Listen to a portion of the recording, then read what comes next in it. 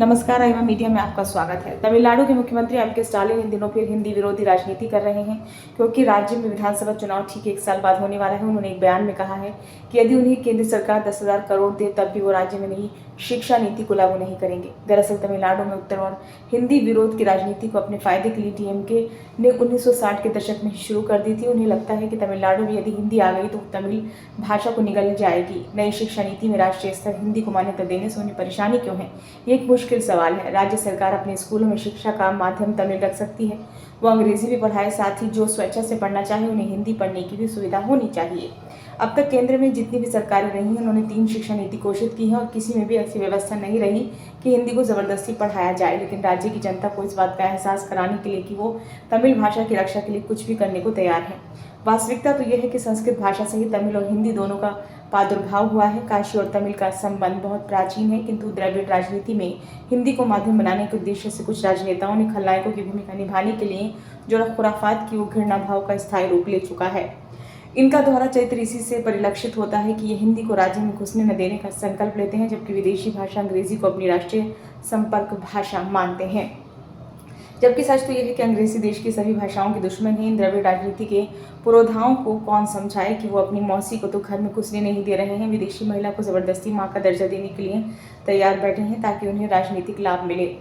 यही हिंदी और तमिल की इस राजनीति की पृष्ठभूमि में जाए तो हमें पूर्व प्रधानमंत्री इंदिरा गांधी जी की समझ की सराहना करनी होगी। उन्होंने डीएमके नेताओं की इन्हीं जहरीली मानसिकता के खिलाफ राज्य में एआईडीएमके के रामचंद्रन से समझौता करके तमिलनाडु में शांति और सहजता को आगे कायम किया था।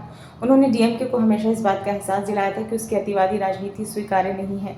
डीएमके नेता एम करुणानिधि ने जानबूझकर इंदिरा जी के शासनकाल में उत्तर भारत के खिलाफ नफरती माहौल बनाया, जिससे लगने लगा कि ये प्रदेश भारत में रहना ही नहीं चाहता। किंतु इंदिरा जी की दृढ़ता के सामने करुणानिधि की सारी खुराफात असफल हो गई। तमिलनाडु में डीएमके की कुख्यात राजनीति की समीक्षा में अमेरिकी राजनीतिक विश्लेषक रॉबर्ट एल हार्टग्रॉव ने अपनी मशहूर पुस्तक India under prospect for political stability में लिखा था कि भारत अलगाववाद की जैसी राजनीति तमिलनाडु में है, उसके सामने पंजाब में खालिस्तान और पूर्वोत्तर राज्यों में चल रहे आंदोलन बहुत कम खतरनाक है।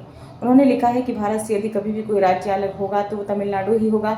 हार्टग्रॉव ने तो ये भी भविष्यवाणी की थी कि पंजाब में उग्रवाद के कारण इंदिरा जी की जान भी जा सकती है। अनुमान आसानी से लगाया जा सकता है कि पंजाब के अलगाववाद पर तो नियंत्रण हासिल कर लिया गया, किंतु जो जहरीला माहौल तमिलनाडु में बनाया गया है वो कितना खतरनाक है। बहरहाल स्टालिन जो भी धमकी दे रहे हैं वो हिंदी विरोध के रूप में उनके भयंकर राष्ट्र विरोधी द्वेष की अभिव्यक्ति है।